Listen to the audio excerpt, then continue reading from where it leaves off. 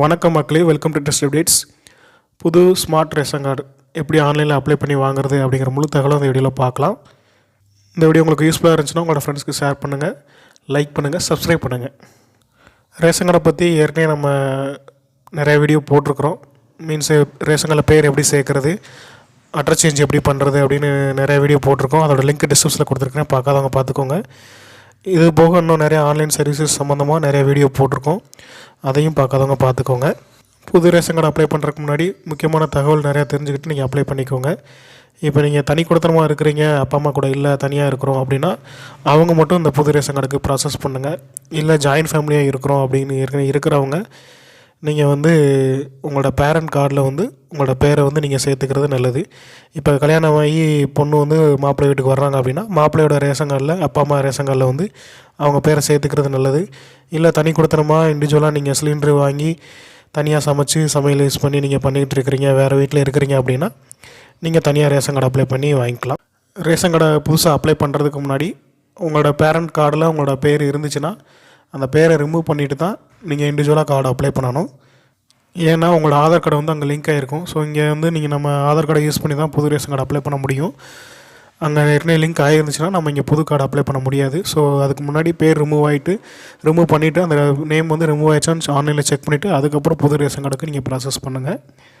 புது ration card apply பண்ணுறதுக்கு என்னென்ன டாக்குமெண்ட் வேணும் அப்படின்னா, ஃபேமிலி ஹெட்டோட ஃபோட்டோ, அப்புறம் உங்களோட ஃபேமிலி மெம்பர்ஸில் எத்தனை பேர் இருக்கிறீங்களோ எல்லாரோட Aadhaar card original, cylinder book, லாஸ்ட்டாக வாங்கின பில்லு, இதெல்லாம் இருந்தால் தான் நீங்கள் ஆன்லைனில் அப்ளை பண்ண முடியும்.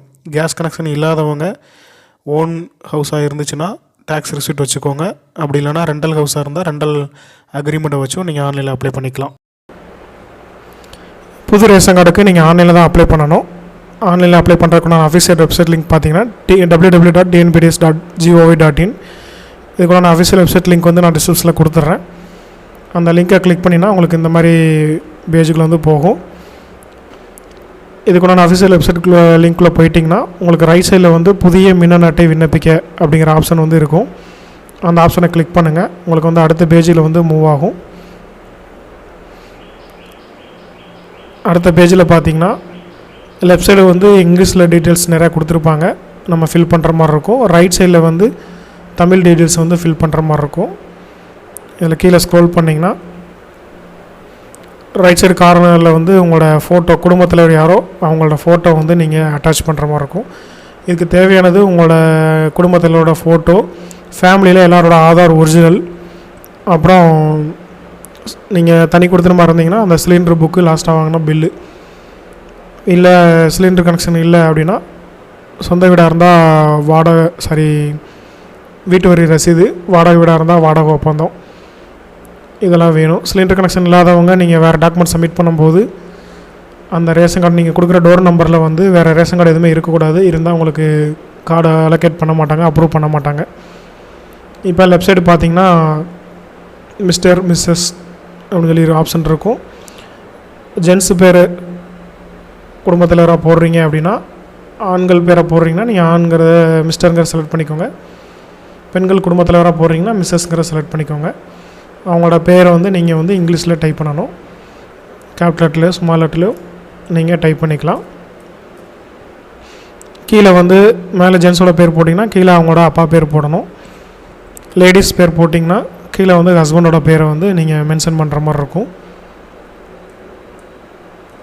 இங்கிலீஷில் நீங்கள் டைப் பண்ணிக்கோங்க. அட்ரஸ் லைனில் பார்த்தீங்கன்னா உங்களோட சிலிண்டர் கனெக்ஷனில் என்ன டோர் நம்பர் இருக்கோ அந்த டோர் நம்பரை ஃபஸ்ட்டு காலத்தில் நீங்கள் ஃபில் பண்ணிக்கோங்க. அட்ரஸ் லைன் செகண்டில் உங்களோட ஸ்ட்ரீட் நேம், சிலிண்டர் பில்லில் இருக்கிற ஸ்ட்ரீட் நேமு,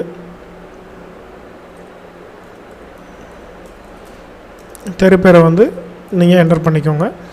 தேர்ட் லைனில் உங்களுக்கு எந்த வில்லேஜ் வருமோ அந்த வில்லேஜை நீங்கள் என்டர் பண்ணிக்கலாம்.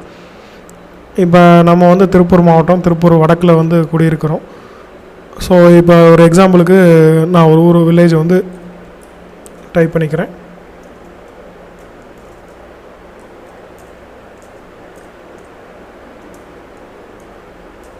டைப் பண்ணியாச்சு. இதுக்கப்புறம் அடுத்த ஸ்டேஜ் பார்த்திங்கன்னா அடுத்த ஸ்டெப்பு நீங்கள் இங்கே மிஸ்டர் செலக்ட் பண்ணிங்கன்னா தமிழ் திருங்கிறது மாறிடும். ஸோ இதில் உங்களோட பேரை வந்து நீங்கள் தமிழில் வந்து டைப் பண்ணணும்.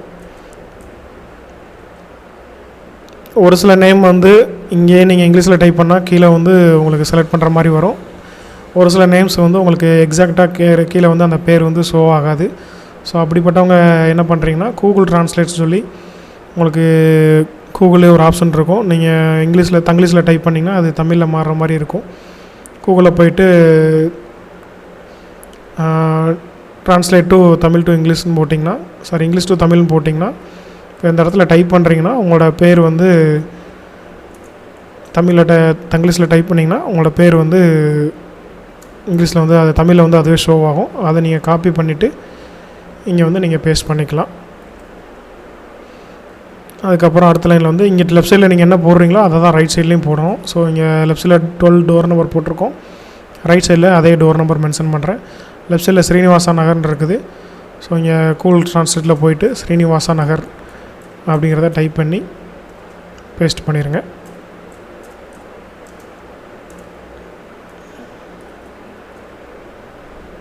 டைப் பண்ணிட்டு காப்பி கொடுத்து காப்பி பேஸ்ட் பண்ணிடுங்க. அடுத்த ரோவில் வந்து உங்களுக்கு லெஃப்ட் சைடு இருக்கிற ஊர் பேர் ரைட் சைடு நீங்கள் தமிழில் டைப் பண்ணிக்கோங்க. அதுக்கப்புறம் கீழே ஸ்க்ரோல் பண்ணுங்கள். கீழே வந்து மாவட்டம் கேட்டிருக்கோம். நீங்கள் எந்த டிஸ்ட்ரிக்டை சேர்ந்தவங்களோ அந்த டிஸ்ட்ரிக்ட் செலக்ட் பண்ணுங்கள். தமிழ்நாட்டில் உள்ள எல்லா மாவட்டத்தோட பேரும் இதில் வந்து ஷோ ஆகும். ஸோ இப்போ நான் திருப்பூர் டிஸ்ட்ரிக்ட்னால திருப்பூர் செலக்ட் பண்ணிக்கிறேன். அடுத்த டிஸ்ட்ரிக்ட் செலக்ட் பண்ணக்கப்புறம் அதில் வந்து என்னென்ன தாலுக்கா இருக்கோ உங்களுக்கு ஏரியாவோட அந்த டிஸ்ட்ரிக்டோட எல்லா தாலுக்காவுமே அதில் ஷோ ஆகும். உங்களோட அட்ரஸ்க்கு வந்து எந்த தாலுக்கா வருமோ அதை கரெக்டாக செலக்ட் பண்ணிக்கோங்க. இந்த தாலுக்காவும் இதுக்கு அடுத்த ஸ்டேஜில் இருக்கிற கிராமமும் நீங்கள் எக்ஸாக்டாக கரெக்டாக போட்டால் தான் உங்களுக்கு உண்டான அப்ளிகேஷன் வந்து கரெக்டாக அப்ரூவ் ஆகும். நீங்கள் எதாவது மிஸ்டேக் பண்ணிட்டீங்கன்னா அப்ளிகேஷனை ரிஜெக்ட் பண்ணிடுவாங்க. அப்புறம் மறுபடியும் உங்களுக்கு டைம் தான் வேஸ்ட்டு. மறுபடியும் நீங்கள் ஃபஸ்ட்லேருந்து அப்ளை பண்ணுற மாதிரி இருக்கும். ஸோ இது வந்து என்னோடய அட்ரஸ்க்கு வந்து திருப்பூர் வடக்கு தாலுக்கா வரும். நான் செலக்ட் பண்ணிக்கிறேன். வில்லேஜ் பார்த்திங்கன்னா இதில் வந்து நிறைய வில்லேஜ் வந்து அதில் ஷோ ஆகும். ஸோ எங்களோட அட்ரஸ்க்கு வந்து இதில் வேலம்பாளையம் வில்லேஜ் தான் வரும். ஸோ அதை நான் செலக்ட் பண்ணிக்கிறேன். பின்கோடு உங்களோட அட்ரஸ்க்கு வந்து என்ன பின்கோடு வருமோ அந்த பின்கோடை நீங்கள் டைப் பண்ணிக்கோங்க. ரேஷன் கார்டில் வந்து புது ரேஷன் கார்டுக்கு என்ன ஃபோன் நம்பர் கொடுக்குமோ அந்த நம்பரை வந்து நீங்கள் கேர்ஃபுல்லாக டைப் பண்ணுங்கள். ஏன்னா நீங்கள் டைப் பண்ணும்போது ஓடிபி எதுவும் சென்ட் ஆகாது. அப்ளை பண்ணுற மெசேஜ் மட்டும்தான் வரும். இன்கேஸ் நீங்கள் ஒரு நம்பர் ஏதாவது மிஸ்டேக் பண்ணிட்டீங்க அப்படின்னா அதை அப்புறம் ரேஷன் கார்டு அப்ரூவ் ஆகி வந்ததுக்கப்புறம் கார்டு வந்ததுக்கப்புறம் தான் நீங்கள் அதை சேஞ்ச் பண்ணுற மாதிரி இருக்கும். அது வரைக்கும் உங்களுக்கு எந்த விதமான தகவலோ எஸ்எம்எஸ் எதுவுமே உங்களுக்கு ரிசீவ் ஆகாது. ஸோ நம்பர் டைப் பண்ணும்போது எந்த நம்பர் போடணுமோ அதை நீங்கள் வந்து எக்ஸாக்டாக கரெக்டாக டைப் பண்ணி வச்சுக்கோங்க. ஒரு டைம் 2 டைம் நீங்கள் செக் பண்ணிவிட்டு அந்த மொபைல் நம்பர் கரெக்டாகான்னு செக் பண்ணி பார்த்துட்டு கீழே ஸ்க்ரோல் பண்ணிக்கோங்க. அடுத்து வந்து மெயில் ஐடி கொடுத்துருப்பாங்க. அது மாண்டட்ரி கிடையாது, ஆப்ஷனல் தான். ஸோ மறுபடியும் கீழே ஸ்க்ரோல் பண்ணிங்கன்னா உறுப்பினரை சேர்க்கன்னு சொல்லி ஒரு ஆப்ஷன் இருக்கும். அந்த ஆப்ஷனை வந்து நீங்கள் செலக்ட் பண்ணுங்கள். செலக்ட் பண்ணிட்டீங்கன்னா குடும்பத் தலைவர் நீங்கள் ஏற்கனவே மேலே டைப் பண்ண டீட்டெயில் வந்து கீழே ஷோ ஆகும். இதில் வந்து நேம் வந்து தமிழ் இங்கிலீஷில் ஆல்ரெடி நீங்கள் டைப் பண்ணிட்டீங்க. இதில் வந்து பிறந்த தேதி வந்து டைப் பண்ணணும். செலக்ட் பண்ணுற மாதிரி இருக்கும். குடும்பத் தலைவரோட டேட் ஆஃப் பர்த் வந்து எந்த மந்த்து எந்த இயர் ஆதாரில் என்ன இருக்கோ அந்த ஆதாரில் இருக்கிற டேட் ஆஃப் பர்த்தை நீங்கள் செலக்ட் பண்ணிக்கோங்க. பாலினம்ங்கிறதுல நீங்கள் மேல் கேண்டிடேட்டாக இருந்தால் ஆண்கிறத செலக்ட் பண்ணிக்கோங்க. தேசிய இனம்னு ஆப்ஷன் இருக்கும். அதில் இந்தியன் தான் இருக்கும். இந்தியா சேர்ந்தவங்க மட்டும்தான் இதுக்கு அப்ளை பண்ண முடியும். தொழிலுங்கிற இடத்துல வந்து என்ன ஒர்க் பண்ணுறீங்க அப்படிங்கிறத நீங்கள் செலக்ட் பண்ணிக்கோங்க. இந்த அப்ளை பண்ணுற குடும்பத்தில் வந்து கவர்மெண்ட் ஜாப்பில் இருந்தால் கவர்மெண்ட்டு, ப்ரைவேட்டில் ஒர்க் பண்ணிகிட்டு இருந்தாங்கன்னா ப்ரைவேட்டு, வேறு ஏதாவது டெக்னிக்கல் ரிலேட்டடாக ஒர்க் பண்ணிகிட்டு இருந்தாங்கன்னா அந்த டீட்டெயில் நீங்கள் செலக்ட் பண்ணிக்கோங்க. இப்போ ப்ரைவேட்டில் ஒர்க் பண்ணிகிட்டு இருந்தால் ப்ரைவேட்னு போட்டுக்கோங்க. கீழே அடுத்து மறுபடியும் ஸ்க்ரோல் பண்ணிங்கன்னா மாத வருமானம்னு சொல்லி கேட்டிருக்கோம். குடும்பத் தலைவருக்கு மாத வருமானம் எவ்வளவோ அந்த வருமானத்தை வந்து நீங்கள் அதில் டைப் பண்ணிக்கோங்க. அதுக்கு அடுத்த ஸ்டேஜில் வாக்காளர் அட்டைன்னு கேட்டிருப்பாங்க. அது மாண்டட்ரி கிடையாது. குடும்பத் தலைவர் வந்து மாற்றுத்திறனாளியாக இருந்தால் ஆம் கொடுத்துக்கோங்க, இல்லைன்னா இல்லைன்னு கொடுத்துக்கோங்க. நீங்கள் ஆம் கொடுத்தீங்கன்னா அது என்ன வகையோ அந்த வகையை செலக்ட் பண்ணிவிட்டு அதுக்கு உண்டான எவிடன்ஸ் வந்து நீங்கள் சப்மிட் பண்ணுற மாதிரி இருக்கும். இல்லைன்னா இல்லைன்னு கொடுத்துருங்க. மற்ற ஆவணங்கள்னு ஒரு ஆப்ஷன் இருக்கும். அதில் வந்து ஆதார் கார்டு வந்து செலக்ட் பண்ணிக்கோங்க. ஆதார் கார்டு நகலை பதிவேற்றுன்னு கொடுத்துருக்காங்க. ஆதார் ஒரிஜினல் தான் நீங்கள் அப்லோட் பண்ணணும். ஒரிஜினலில் வந்து நீங்கள் பிடிஎஃப்பில் வந்து ஏற்கனவே நீங்கள் ஸ்கேன் பண்ணி ஸ்டோர் பண்ணி வச்சுக்கோங்க. அப்போனா தான் இதுக்கு நீங்கள் அப்லோட் பண்ண முடியும். ஜேபிஜியில் அப்லோட் பண்ணிங்கன்னா அதையும் அந்த ஃபைலையும் ரிஜெக்ட் பண்ணிடுவாங்க. ஸோ உங்களுக்கு வந்து உங்களோட ஃபைலை வந்து பிடிஎஃப் ஃபார்மேட்டில் 1 MBக்குள்ளே இருக்கிற மாதிரி நீங்கள் ஸ்கேன் பண்ணி சேவ் பண்ணி வச்சுக்கோங்க. ஃபைல் செலக்ட் பண்ணிட்டு இங்கே பதிவேற்றுன்னு ஒரு ஆப்ஷன் இருக்கும். அந்த ஆப்ஷனை கிளிக் பண்ணிங்கன்னா ஒரு நிமிஷம் அது ஒரு 5 செகண்ட் லோட் ஆகிட்டு மறுபடியும் அதே பேஜ்லேருந்து வெற்றிகரமாக பதிவேற்றப்பட்டதுன்னு வரும். இந்த இடத்துல ஏதாவது எரர் வந்துச்சுன்னா நீங்கள் அப்லோட் பண்ண டாக்குமெண்ட் வந்து அப்லோட் ஆகலைன்னு அர்த்தம். என்ன எரர் வருதோ அதை சரி பண்ணிவிட்டு அப்லோட் பண்ணுங்கள். இதுக்கு அடுத்ததில் வந்து ஆதார் நம்பர் கேட்டிருக்காங்க. ஆதார் நம்பருங்கிற இடத்துல அவங்களோட ஆதாரில் என்ன ஆதார் நம்பர் கொடுத்துருக்காங்களோ அந்த ஆதார் நம்பரை இதில் டைப் பண்ணிவிட்டு கீழே க்ரீன் கலரில் இருக்கிற உறுப்பினர் விவரம் சேமி அப்படிங்கிற ஆப்ஷனை வந்து செலக்ட் பண்ணிக்கோங்க. இப்போ சரியான ஆதார் எண்ணை உள்ளிடவும் இருக்குது. நான் ஒரு டம்மி ஆதார் நம்பர் போட்டதுனால எனக்கு இந்த எரர் காமிக்குது. ஸோ உங்களோட ஆதார் நம்பரை நீங்கள் கரெக்டாக என்ட்ரு பண்ணிட்டீங்கன்னா அந்த ஆதார் நம்பரை அதை எடுத்துக்கும். ஆதார் நம்பர் தப்பாக போட்டிங்கன்னா அதில் வந்து உங்களுக்கு எரர் காமிக்கும். ஒரு கரெக்டான ஆதார் நம்பர் போட்டு நான் அப்லோட் பண்ணிட்டேன். ஸோ ஆதார் கார்டு அப்டேட் கொடுத்த உறுப்பினர் விவரம் சேமி கொடுத்ததுக்கப்புறம் உங்களுக்கு இந்த மாதிரி பேஜ் லோடாகி அப்படி நிற்கும். ஸோ இதில் வந்து நீங்கள் குடும்பத்தில் இருக்கிற விவரத்தை வந்து நீங்கள் ஆட் பண்ணிட்டீங்க. இதுக்கப்புறம் குடும்ப உறுப்பினர்கள் இப்போ மனைவி பிள்ளைங்க அவங்க பேரை ஆட் பண்ணுற மாதிரி இருந்துச்சுன்னா இந்த ரைட் சைடு கார்னரில் மஞ்சள் கலரில் இருக்கிற உறுப்பினர் சேர்க்கை அப்படிங்கிறத கிளிக் பண்ணிக்கோங்க. கிளிக் பண்ணிவிட்டு கீழே ஸ்க்ரோல் பண்ணிக்கோங்க. இதில் மிஸ்டர் மிஸ்ஸஸ் ஒய்ஃப் பேரை சேர்க்குறாந்தா மிஸ்ஸஸ்ஸு, பொண்ணு பேரை சேர்க்குறாந்தா செல்விங்கிற செலக்ட் பண்ணிக்கோங்க. இதில் வந்து அவங்களோட பேரை டைப் பண்ணிக்கோங்க. இப்போ இங்கே திருமதிங்கிறதுல செல்விங்கிறத செலக்ட் பண்ணிக்கோங்க. அவங்களோட பேரையே நீங்கள் தமிழ்லையும் டைப் பண்ணணும். ஸோ உங்களுக்கு இது ஈஸியாக இருந்துச்சுன்னா இங்கேயே நீங்கள் டைப் பண்ணிக்கலாம். குழந்தையோட டேட் ஆஃப்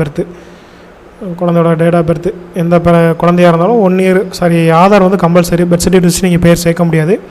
குழந்தைக்கு 1 இயர் ஆனால் தான் ஆதார் எடுக்க முடியும். ஸோ 1 இயருக்கு அப்புறம் தான் உங்களோட குழந்தையோட பேரை வந்து இந்த ரேஷன் கார்டில் வந்து நீங்கள் சேர்க்க முடியும். பிறந்த தேதின்னு கொடுத்துட்டு பாலினம் வந்து பெண்ணுங்கிற செலக்ட் பண்ணிக்கோங்க. இதில் வந்து தேசிய இனத்தில் வந்து இந்தியன்கிற செலக்ட் பண்ணிக்கோங்க. தொழில் வந்து அவங்களுக்கு எதுவும் வராது, ஸோ விட்டுருங்க. கீழே வந்து ஆதார் அட்டை பிறப்பு சான்றிதழ் இருக்குது. ஆதார் அட்டைங்கிற செலக்ட் பண்ணிட்டு அவங்களோட ஆதார் கார்டை செலக்ட் பண்ணி நீங்கள் அப்லோட் பண்ணணும். ஸோ இது ஆட் பண்ணி முடிச்சிட்டிங்கன்னா இங்கே இடத்த உறுப்பினர் விவரம் சேவிங் கொடுத்துட்டிங்கன்னா அவங்களோட பேர் வந்து அந்த குடும்பத்தினர் பேர் கீழே வந்து ஷோ ஆகும். ஸோ இப்போதைக்கு நான் அதை ஆதார் நம்பர் இல்லாதனால நான் அதை அப்லோட் பண்ணல. இந்த இடத்துல வந்து குடும்பத்தில் கீழே வந்து உறுப்பினர்கள் எத்தனை பேரை நீங்கள் ஆட் பண்ணுறீங்களோ அவங்க பேர் எல்லாமே கீழே ஆட் ஆகிட்டே வரும். ஃபேமிலி எத்தனை பேர் இருக்காங்களோ அத்தனை பேரை நீங்கள் ஆட் பண்ணி முடிச்சுட்டு கீழே மறுபடியும் ஸ்க்ரோல் பண்ணுங்கள். அட்டை தேர்வுன்னு இருக்கும். இப்போ உங்களுக்கு பொருள் வேணும் அப்படின்னா அரிசி அட்டை செலக்ட் பண்ணிக்கோங்க. இல்லை எனக்கு பொருள் எதுவும் வேணாம், கார்டு மட்டும் இருந்தால் போதும் அப்படிங்கிறவங்க பண்டகமில்லா அட்டை செலக்ட் பண்ணிக்கோங்க. இல்லை எனக்கு அரிசி வேணாம், சுகர் கார்டு மட்டும் போதும் அப்படிங்கிறவங்க சக்கரை அட்டைங்கிறத செலக்ட் பண்ணிக்கோங்க. அதர்ஸ்ன்னு இருக்கிற வந்து மற்றவங்கிறது வந்து பார்த்திங்கன்னா போலீஸ் காவலர் அட்டை, போலீஸ் கார்டு, ப்ரீசன் கார்டு, சிறைத்துறை அட்டை, ஃபாரஸ்ட் கார்டு, வனத்துறை அட்டை. இதில் ஒர்க் பண்ணுற கவர்மெண்ட் எம்ப்ளாயிஸ்க்கு மட்டும்தான் இந்த கார்டு அதர்ஸுங்கிறதுல போடணும். இல்லை நார்மல் பீப்புளாக இருந்தீங்கன்னா, வேலைக்கு போகிறவங்களா இருந்தீங்கன்னா அரிசி அட்டைங்கிறத செலக்ட் பண்ணிக்கோங்க. அப்படின்னா தான் உங்களுக்கு அரிசி உட்பட அனைத்து பொருட்களும் இதுக்கு கிடைக்கும். எடுத்து குடியிருப்பு சான்றுன்னு கேட்டிருக்கிறாங்க. இதில் வந்து நான் சொன்ன மாதிரி எரிவாயு நுகர்வோர் அட்டை, கேஸ் கனெக்ஷன் டீட்டெயில் அப்லோட் பண்ணுறது பெட்ரு. அதை தவிர்த்து வேறு ஏதாவது டாக்குமெண்ட் வச்சுருந்தீங்கன்னா அதை அப்லோட் பண்ணி பாருங்கள். லக் இருந்தால் தான் அப்லோட் ஆகும். மேக்ஸிமம் எரிவாயு நுகர்வோர் அட்டை வச்சுருந்தீங்கன்னா கண்டிப்பாக 95% 100% உங்களுக்கு கண்டிப்பாக கார்டு அப்லோட் ஆகிரும். இதுக்கு அடுத்த பேஜில் வந்து உங்களோட சிலிண்டர் புக்கும் பில்லும் வந்து பிடிஎஃப்பில் ஸ்கேன் பண்ணி வச்சுருப்பீங்க. ஸோ அதை செலக்ட் பண்ணி ஒரு எம்பிக்கில் இருக்கணும், பிடிஎஃப்பில் அப்லோட் பண்ணிடுங்க. அப்லோட் பண்ணக்கப்புறம் கோப்பு வெற்றிகரமாக பதிவேற்றப்பட்டது அப்படின்னு சொல்லி வரும். இந்த இடத்துல பார்த்தீங்கன்னா நீங்கள் அப்லோடு பண்ண ஃபைல் வந்து இந்த இடத்துல இருக்கும். இதுக்கப்புறம் எரிவாயு இணைப்பு உள்ளதா அப்படின்னு சொல்லி கேட்டிருக்காங்க. அந்த எஸ்ஸுங்கிறத அந்த பாக்ஸில் வந்து டிக் பண்ணிக்கோங்க. கேஸ் கனெக்ஷன் வந்து யார் பேரில் இருக்குது? இப்போ நீங்கள் குடும்ப தலைவர் பேரில் இருக்கா, தலைவி பேரில் இருக்கா? சிலிண்டர் யார் பேரில் இருக்கோ அவங்க பேரை செலக்ட் பண்ணிட்டு கீழே எண்ணெய் நிறுவனம்ங்கிற இடத்துல பிபிசி, ஹெச்பிசி, ஐஓசி, இதில் உங்களுக்கு எந்த சிலிண்டரு கனெக்ஷன் நீங்கள் வாங்கியிருக்கீங்களோ உங்களோட சிலிண்டர் புக்கிலே போட்டிருப்பாங்க. ஹெச்பியாக இருந்தால் ஹெச்பியை செலக்ட் பண்ணிக்கோங்க. இண்டனாக இருந்தால் ஐஓசி, பாரத் கேஸாக இருந்தால் பிபிசி செலக்ட் பண்ணிக்கோங்க. அடுத்து எல்பிஜி நுகர்வோர் கன்சியூமர் நம்பர் கேட்டிருக்கிறாங்க. உங்களோட கன்சியூமர் நம்பர் என்னவோ அதை நீங்கள் டைப் பண்ணிக்கோங்க. இதுக்கடுத்து எரிவாயு நிறுவனத்தின் பெயர். அந்த பாரத் கேஸ்லேயே வந்து உங்களுக்கு சப் ஏஜென்ட் இருப்பாங்க. அந்த ஏஜென்சிஸ் பேரை வந்து இதில் நீங்கள் ஃபுல்லாக டைப் பண்ணிக்கோங்க. சிலிண்டரோட எண்ணிக்கை அதுவும் உங்களோட சிலிண்டர் புக்கில் கொடுத்துருப்பாங்க. ஒரு சிலிண்டரா 2 சிலிண்டரா அப்படிங்கிறத செலக்ட் பண்ணிக்கோங்க. செலக்ட் பண்ணிட்டு கீழே வந்து நம்ம ஃபேமிலி ஹெட்டோட ஃபோட்டோ மட்டும் அப்லோட் பண்ணல.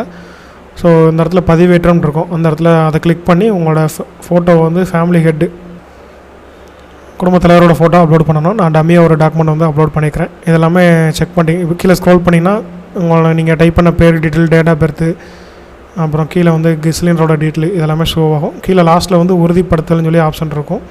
அதில் வந்து இந்த பாக்ஸில் கொடுத்து டிக் பண்ணிக்கோங்க. நான் கொடுத்துருக்க டீட்டெயில் எல்லாமே கரெக்டு தான் அப்படின்னு சொல்லி கொடுத்துட்டு பதிவு செய்யுங்கிற ஆப்ஷனை கிளிக் பண்ணுங்கள். கிளிக் பண்ணிங்கன்னா உங்களுக்கு அடுத்த பேஜ் வந்து மூவ் ஆகும்.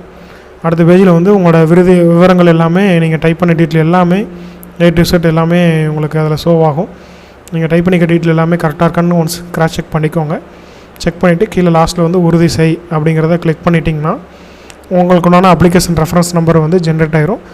அந்த அப்ளிகேஷன் நம்பரை வச்சு இதே வெப்சைட்லேயே இந்த முகப்புங்கிற ஆப்ஷனை கிளிக் பண்ணி இது கீழே நீங்கள் ஃபஸ்ட் ஆப்ஷன் செலக்ட் பண்ணிங்களா, அது கீழேயே மின்னணு அட்டை விண்ணப்பத்தின் நிலைன்னு சொல்லி ஒரு ஆப்ஷன் இருக்கும். அந்த ஆப்ஷனில் போயிட்டு உங்களோட குறிப்பு எண்ணை வச்சு நீங்கள் ட்ராக் பண்ணி பார்த்துக்கலாம். இல்லை உங்களோட அப்ளிகேஷன் வந்து இப்போ ஏதாவது எக்ஸ்ட்ரா டாக்குமெண்ட்ஸ் வேணும்னு சொல்லி ரிட்டர்ன் அனுப்பிச்சிருக்காங்க அப்படின்னா மறுபரிசீலனை விண்ணப்பம் அப்படின்னு சொல்லி ஒரு ஆப்ஷன் இருக்கும். அந்த ஆப்ஷனில் கிளிக் பண்ணிங்கன்னா உங்களோட அப்ளிகேஷன் நம்பர் கேட்கும். கீழே பதிவு செய்யு கொடுத்துட்டிங்கன்னா அதுக்கப்புறம் உங்களோட மொபைலுக்கு ஓடிபி போட்டு அவங்க என்ன டீட்டெயிலுக்காக ரிட்டர்ன் அனுப்பிச்சிருக்காங்கன்னு பார்த்துட்டு செக் பண்ணிவிட்டு அந்த டாக்குமெண்ட்டை சரி பண்ணிவிட்டு அப்லோட் பண்ணிங்கன்னா அப்ரூவ் பண்ணிடுவாங்க. இப்போ நம்ம வந்து 2025 இந்த வீடியோ போடுறோம். ஸோ இந்த டைமில் வந்து கார்டு எத்தனை மாதத்தில் வருதுன்னு பார்த்தீங்கன்னா 5 மாதம் 6 மாதம் ஆயிடுது. ஃபஸ்ட்லாம் 2 மாதத்தில் வந்துட்டு இருந்துச்சு. இப்போ என்ன ரீசனுக்காக டிலே பண்ணுறாங்கன்னு பார்த்தீங்கன்னா மகளிர் உரிமை தொகைக்காக அந்த கார்டு நீங்கள் அப்ளை பண்ணும்போதே அந்த ஸ்கீமுக்கு எலிஜிபிள் இருந்தால் பணம் கொடுக்கணும் அப்படிங்கிறக்காக டிலே பண்ணி கார்டு கொடுக்குறாங்க. ஸோ இனி ஃப்யூச்சரில் குயிக்காக வர்றதுக்கு வாய்ப்பு இருக்குது. ஏற்கனவே வந்து பார்த்தீங்கன்னா 20 நாளில் அப்ரூவ் ஆகிட்டு இருந்தது. 2 மாதத்துக்குள்ளே கார்டு ஒரிஜினலே வந்துட்டு இருந்தது. இப்போ வந்து குறைஞ்சது 5 மாதம் 6 மாதமாக தான் ஆயிடுது. ஸோ நீங்கள் வெயிட் பண்ணி பாருங்கள். இந்த என்ன அப்ளிகேஷனுக்கு ஃபோன் நம்பர் கொடுக்குறீங்களோ அந்த மொபைல் நம்பருக்கு எல்லாமே எஸ்எம்எஸில் உங்களுக்கு தமிழில் மெசேஜ் அனுப்பிச்சிருவாங்க. கார்டு உங்களுக்கு தாலுகா ஆஃபீஸில் போய் வாங்கிக்கலாம்னு சொல்லி ஒரு மெசேஜ் வரும். அந்த மெசேஜ் வந்ததுக்கப்புறம் நீங்கள் தாலுகா ஆஃபீஸில் போய் உங்களோட ஒரிஜினல் கார்டை வந்து நீங்கள் வாங்கிக்கலாம். இதில் அப்ளை பண்ணுறதுக்கு உங்களுக்கு ஏதாவது டவுட் இருந்தால் கமெண்ட்டில் கேளுங்க. இன்னும் இது மாதிரியான யூஸ்ஃபுல்லான முக்கியமான தகவலை தெரிஞ்சுக்கொள்ள நம்ம ட்ரஸ்டட் வெப்சைட்டில் சப்ஸ்கிரைப் பண்ணிக்கோங்க. மறக்காமல் பெல் ஐக்கனை கிளிக் பண்ணிக்கோங்க. வேறு ஏதாவது டவுட் இருந்தால் இதில் கஸ்டமர் கேர் நம்பர் இந்த வெப்சைட்லேயே கொடுத்துருக்காங்க. அவங்களுக்கு கால் பண்ணி உங்களோட டவுட்டை வந்து நீங்கள் கிளாரிஃபை பண்ணிக்கலாம். நன்றி.